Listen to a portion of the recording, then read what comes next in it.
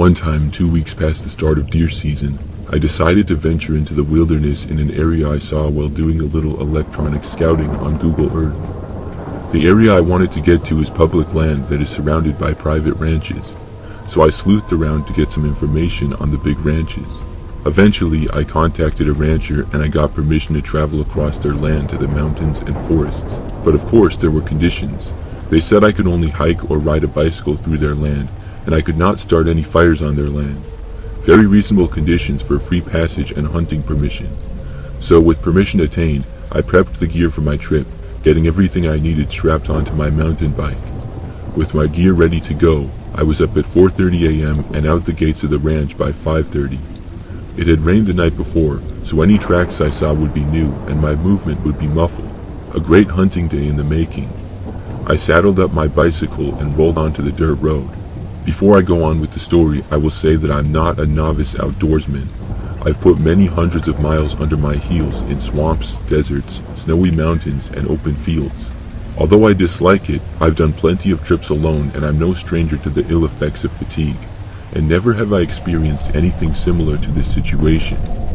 The first mile I rode on a well-traveled dirt road, passing through open pasture with plenty of grazing cattle on the hillsides and upon the plains. Once at the foothills of the mountains there was a fork in the road, with one path going steeply off to the right and on top of a hill which evolved into a ridgeline. The other path gently inclined to the left and into a tight-sloped canyon. My intuition told me to go to the left since the canyon floor had probably been leveled by years of water travel and floods, making it a smooth and simple ride.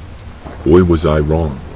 The canyon was overgrown in many places with groves of aspens and rabbit brush. Sometimes the aspens were so thick in the tight confines of the canyon they blocked the sky. In the tight turns of the canyon, sediment had piled up into small but very steep muddy hills. In two spots, the canyon opened up into a larger clearing about 1.5 acres in size.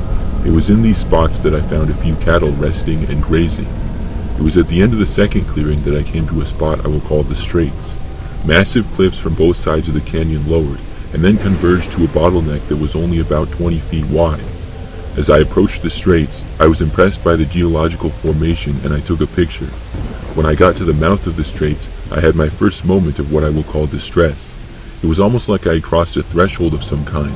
When I went to step through the Straits, a massive sudden gust of wind blew, knocking me off balance. At the time, I was surprised and taken aback.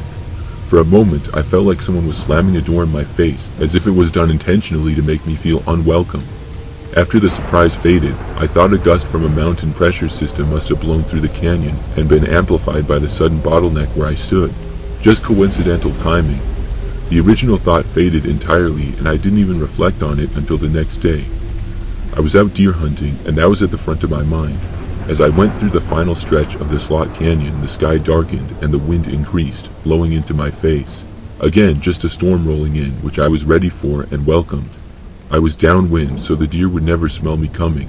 I hit the end of the trail at a third, very large opening and pasture where 6 cows were grazing. To my right was a large uphill canyon where I had planned on hunting.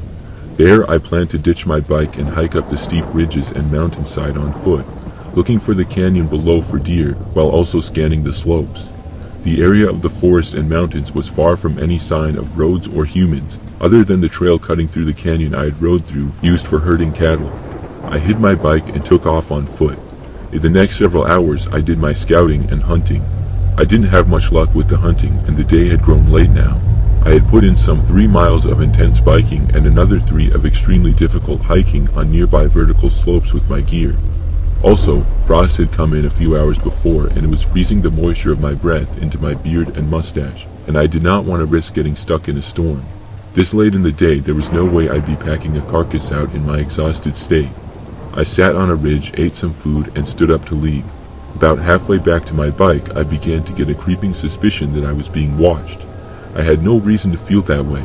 I heard no noises, nor saw anything alarming, but a feeling of paranoia began to invade my mind. It was so subtle I hardly noticed. When I reached my bike, I felt distress at the fact that I had to resituate my pack and strap it down before I could ride. I questioned myself and literally paused and mentally asked myself why I was so upset right now, and I immediately had the realization and feeling that I was being followed. Panic shot through me like electricity. Before I knew what I was doing, I instinctively snatched my rifle from the tree I had leaned it upon. I flicked off the safety and scanned all 360 degrees around me. Nothing was there at all, but I couldn't shake the feeling. In fact, the feeling evolved and I began to feel dread. I felt a cold, suffocating recognition that something terrible or evil had found me. I didn't know what this something was, but I decided to throw my gear on my back and get out from the trees at the mouth of the canyon and awkwardly ride out to the clearing and sit by the cows. If something was hunting me, maybe the cows would see it first while I was saddling up and give me a warning, or maybe one of them would get pounced on instead of me. As I got close to the cows, they backed up a little bit, but stayed nearby and watched as I strapped my pack down. I looked up to scan to see where the cows were looking. Some looked at me, some looked at the canyon I had come from, and a calf was munching grass and paying no mind at all. In a few minutes I was packed, and I checked my map to see if there was an alternative route out. My instincts told me that going back the way I came would not be a good choice. Sure enough, the path I had chosen not to take earlier in the day led around over the same clearing I was in. This new path was longer though, and I would have to climb to the summit of a steep and large hill first. On the positive side, once I got to the peak, it would all be downhill, and I could quickly cruise away from whatever I felt was following me. The hill was steep and muddy, and the air was freezing and dry, but the ground was wet. My muscles were burning as I pushed my bike up the slope and slipped around in the mud. At one point on the ascent, I paused to breathe, and I heard a soft sound behind me in the distance. I wheeled around, and there about 60 yards behind me were the 6 cows, frozen, staring at me. I was relieved for a second, and then realized how odd it was. I knew that packs of animals will often follow a lead animal into a dangerous area, and trail off at a distance in case the leader gets pounced on. Reflecting now, I think it was ironic they were doing that, given that I was using them as bait only a bit earlier.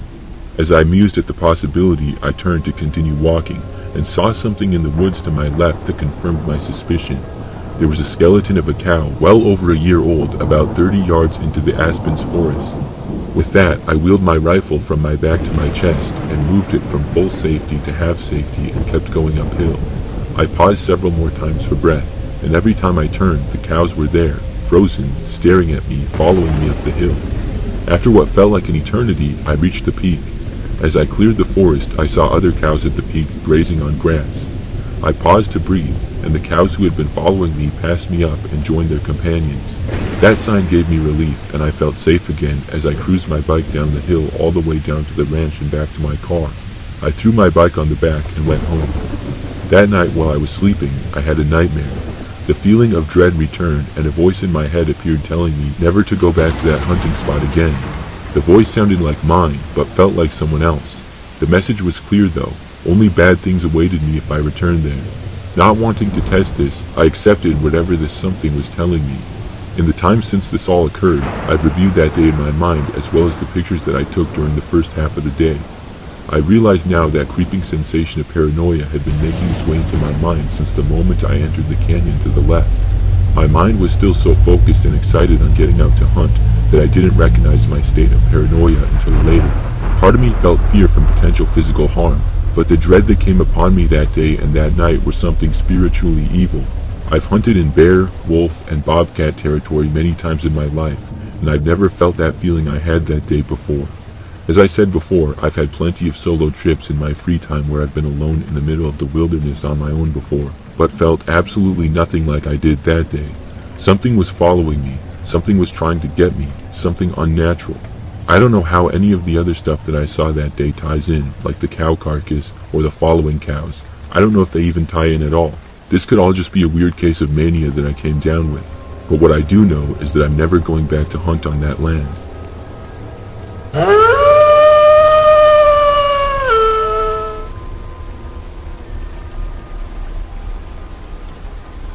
I'm a retired man now, but back in my youth, my pals and I were big hunters.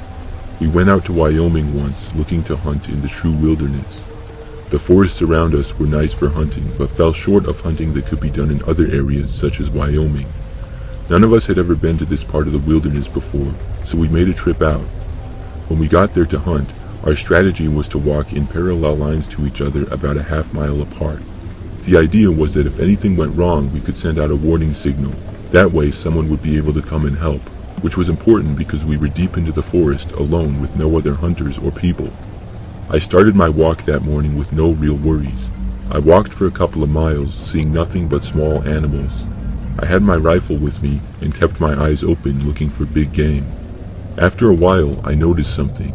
It had become very quiet around me, and the usual background noises of the forest were gone. No birds singing or squirrels chattering in the trees. I stopped and listened for a second, trying to figure out what was going on. It was like a heavy, unnatural silence that made the hairs on the back of my neck stand up. Little did I know that when I stopped walking to listen for the forest, I had become an easier target. I heard something behind me, maybe 20 feet away. The sound of something moving fast, with heavy footfalls. I didn't even fully have time to turn around before I saw a grizzly bear was on me. The grizzly was so quick that I didn't even have time to shoot, and I was instantly in survival mode for my life. All I remember after that instance was putting up my rifle towards my head and neck area as my only shot at self-defense. I was trying to keep the bear away with my rifle. It had to have been only a few seconds that the grizzly was on me before I heard gunshots. My pal had saved me from being mauled to death by a grizzly bear. The pal who was the closest to me was walking about a half-mile off in that parallel line when he had seen the grizzly stalking me. My pal had closed the half-mile gap just in time to save my life. My life really did come down to the seconds out there in the wilderness, because I know it would have not taken that grizzly long at all to kill me. Even in my old age now, I think about that moment often, and am very thankful that I came away with no lifelong lasting damage, and the only injuries I sustained were healable. It's easy to forget how thin the line is between predator and prey when you're out there in the true wild. It doesn't matter how prepared you are and how well you think you know the land. That hunting trip was a reminder to me that when you're out there in the wilderness, you're not always at the top of the food chain.